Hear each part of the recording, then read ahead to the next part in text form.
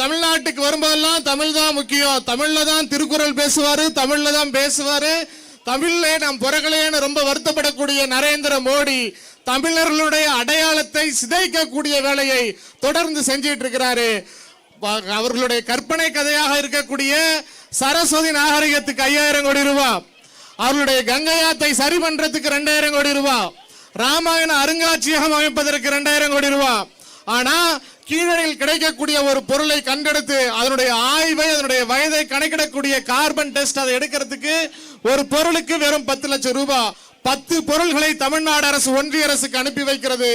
ஆனால் அந்த 10 பொருட்களுக்கு ஃபண்ட் இல்லைன்னு சொல்லி ஒன்றிய அரசு திருப்பி அனுப்புது.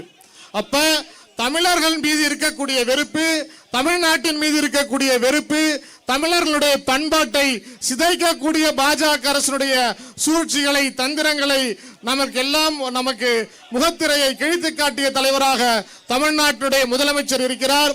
எப்படி இந்தி திணிப்பு போராட்டத்தில் கழக மாணவர் அணி வெகுண்டெழுந்து ஒரு வரலாற்று புரட்சியை செய்து அன்றைக்கு பாசிச கூட்டத்தை தகர்த்தெறிந்ததோ, அதே போல இன்றைக்கு கழக மாணவர் அணி ஒன்று கூடியிருக்கிறது.